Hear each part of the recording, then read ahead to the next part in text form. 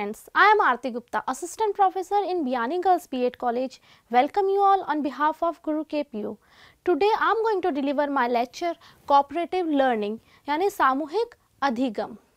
प्रारंभ में शिक्षा में ये माना जाता था कि अगर बच्चे की शैक्षणिक उपलब्धि बढ़ानी है, उसे अभिप्रेरित करना है, तो बच्चों के बीच में प्रतिद्वंदिता की भावना पैदा कर दी जाए। जब बच्चे में प्रतिद्वंदिता की भावना पैदा होगी तो बच्चा एक दूसरे से अधिक करने की कोशिश करेगा और वो सफलता प्राप्त करेगा। परंतु धीरे धीरे शिक्षा में पैराडाइम शिफ्ट हुआ और शिक्षण जो है वो बाल केंद्रित होती गई और ये देखा जाने लगा कि प्रतिद्वंदिता की भावना बच्चे में हीन भावना पैदा कर देती है और बच्चे आगे आने की जगह बैकफुट पे आ जाते हैं। तो बच्चे के अंदर इस भावना को कम करने के लिए और व्यक्तिगत अधिगम की भावना को कम करने के लिए, सामूहिक अधिगम की भावना को प्रेरित करने के लिए कोऑपरेटिव लर्निंग यानी सामूहिक अधिगम नामक संप्रत्यय का उद्भव हुआ। कोऑपरेटिव लर्निंग से तात्पर्य है कि बच्चे को व्यक्तिगत रूप से ना पढ़ा के सामूहिक रूप से अधिगम के लिए प्रेरित किया जाए, जिससे बच्चा समूह में बहुत से कौशलों का विकास कर सकेगा। कोऑपरेटिव लर्निंग के अंतर्गत बच्चों के छोटे छोटे समूह बना दिए जाते हैं और प्रत्येक बच्चा अपने समूह में कार्य करता है और समूह की सफलता की जिम्मेदारी प्रत्येक बच्चे की होती है। समूह तब तक सफल नहीं होता जब तक हर बच्चा उस समूह में अपने कार्य को सफलतापूर्वक नहीं कर लेता। कोऑपरेटिव लर्निंग के प्रमुख तत्व हैं पॉजिटिव इंटरडिपेंडेंट माने पारस्परिक सकारात्मक अंतर्निर्भरता। सेकंड है इंस्पायरिंग इंटरेक्शन माने कि प्रोत्साहित अंतःक्रिया। थर्ड है इंडिविजुअल ग्रुप अकाउंटेबिलिटी यानी व्यक्तिगत और सामूहिक जिम्मेदारी। फोर्थ है teaching of required interpersonal and small group skills माने अंतः व्यक्तिक तथा लघु समूह कौशलों का विकास। नेक्स्ट है ग्रुप प्रोसेसिंग यानी समूह मूल्यांकन प्रक्रिया।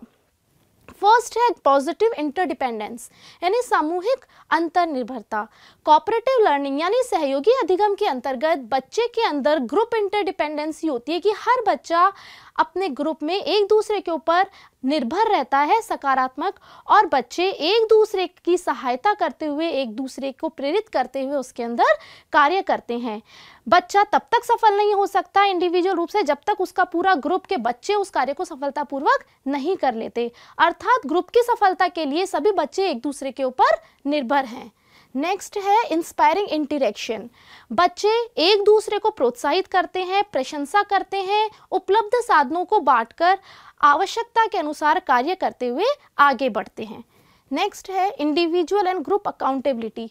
समूह में प्रत्येक मेंबर की व्यक्तिगत जिम्मेदारी होती है, इसके साथ ही सामूहिक जिम्मेदारी होती है अपने ग्रुप को दिए गए कार्य को सफल बनाने की। नेक्स्ट है teaching of required interpersonal and small group skills.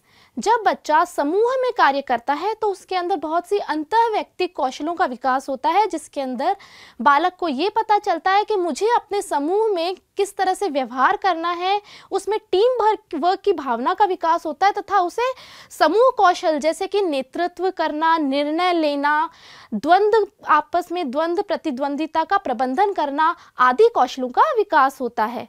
Next है ग्रुप प्रोसेसिंग। इसके अंतर्गत व्यक्ति समूह में किए गए कार्य का मूल्यांकन करते हैं।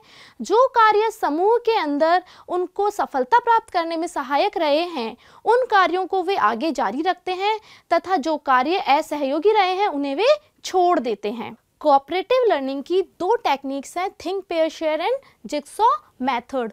थिंक पेयर शेयर के अंदर टीचर बच्चों से प्रश्न पूछता है, बच्चे प्रश्न के बारे में सोचते हैं व्यक्तिगत रूप से, उसके बाद वे अपने पार्टनर के साथ में एक पेयर बना लेते हैं और आपस में परिचर्चा करते हैं और उसके बाद में जो रिजल्ट निकल के आता है उसके बारे में वो आपस में शेयर करते हैं। नेक्स्ट मेथड है जिगसॉ मेथड।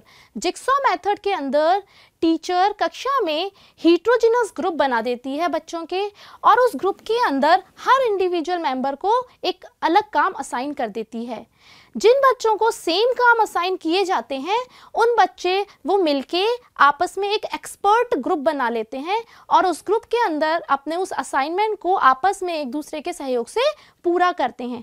जब ग्रुप में एक्सपर्ट ग्रुप में उनका असाइनमेंट पूरा हो जाता जाता है तो वापस वो अपने होम ग्रुप में आते हैं और किए गए कार्य की चर्चा अपने उस पूरे ग्रुप के साथ में करते हैं तथा ग्रुप का प्रत्येक मेंबर दूसरे के द्वारा किए गए कार्य से लाभान्वित होता है और अंत में शिक्षक उनके कार्य का मूल्यांकन करता है। So this is all about cooperative learning. Thank you. Please visit. Thank you for watching my video. Please like, share and comment and subscribe our YouTube channel gurukpu.com.